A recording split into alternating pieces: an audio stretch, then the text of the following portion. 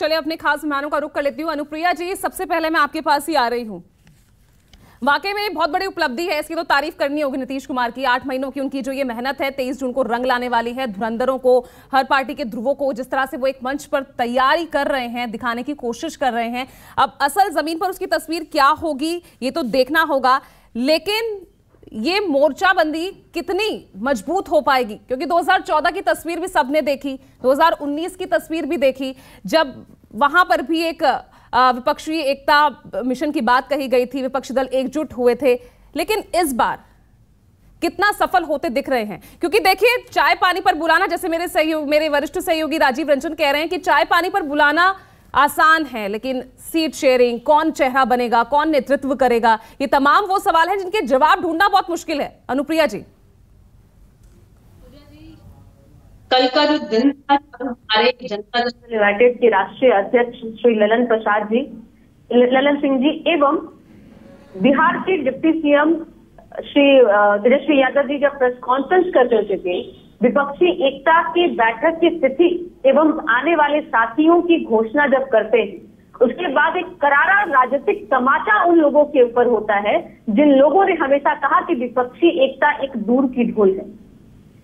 आप ये जो माननीय मुख्यमंत्री जी की कोशिश है कि अधिकारी दल कांग्रेस के साथ एकजुट हो जाएं, और जो हमने एक विपक्षी एकता का रूप तैयार किया है बिहार में, जो 7 दलों की बैठक साथ चल रही है सरकार, वही स्वरूप हम पूरे देश में तैयार करना चाहते थे।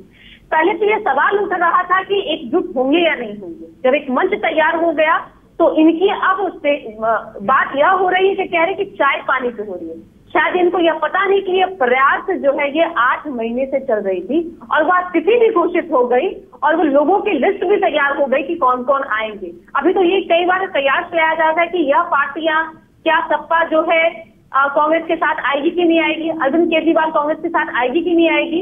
लेकिन यार मैं बता दूं कि 2024 की चुनाव लोकसभा चुनाव की बात हो रही है, ना कि राज्य के चुनाव की बात हो रही है। और सभी का मानना है कि अहंकारी सरकार जिस तरह से देश में चल रही है उसके खिलाफ एकजुट होने की जरूरत है। और जरूरत इसलिए मैं बार बार कहती हूँ, यह अपनी पार्टी की महत्वाकांक्षा को दरकिनारा करते हुए देश की जनता की महत्वाकांक्षा की बात करते हुए हम एकजुट हो रहे हैं। और वो दिन जो बार बार ये आरोप लगाया जा रहा था यह कभी नहीं हो सकता, वो दिन भी होगा।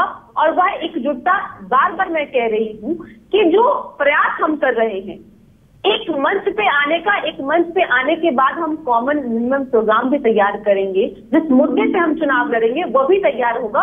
और मुद्दे की बात तो इनको समझ में नहीं आती है। ये जो बार बार कहते हैं कि 9 साल बेमिसाल, उनको बता देना चाहते हैं कि 9 साल जनता बेहाल रही, और 10 साल के बाद में जनता इससे पूछेगी, वह युवा पूछेगा इनसे कि आपने हमें रोजगार क्यों नहीं दिया। वह 2014 में जो युवा अपनी सरकार को उम्मीद कर रहे थे कि हमें 2 करोड़ रोजगार, ये मुद्दे 2024 के रहेंगे और इन मुद्दों पर सहमति भी बन सकती है। लेकिन रणनीति क्या होगी, क्योंकि यहाँ बात मुद्दों की नहीं हो रही है, यहाँ बात हो रही है आप उन पार्टियों को साथ लाने की बात कर रहे हैं जो पार्टियां राज्यों में एक दूसरे के खिलाफ में खड़ी हैं, एक दूसरे के विपक्ष में खड़ी हैं, एक दूसरे को कमजोर करने में लगी हुई हैं।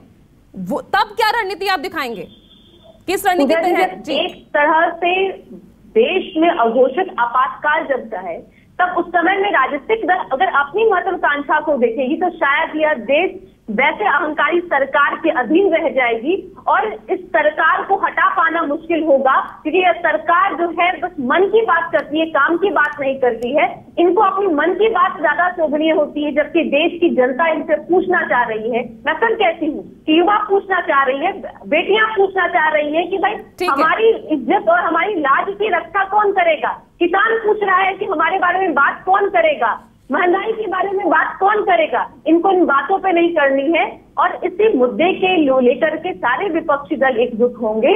और यह मैं फिर कह लूं कि कल जो 23 जून 2023 को जो बैठक होगी वह दृश्य सामने होगा, और उस बैठक के बाद में किस स्ट्रैटेजी के तहत हम चुनाव लड़ेंगे। क्योंकि हमने एक बात कहा है कि 1 अगेंस्ट 1 की हमारी फाइट होगी, कि जो दल जहां पे मजबूत है राज्य में, वह दल वहां पे अपने आप को लीड करेगा विपक्षी एकता को, और कांग्रेस जहां पे मजबूत है वो वहां पे चुनाव लड़ेगी।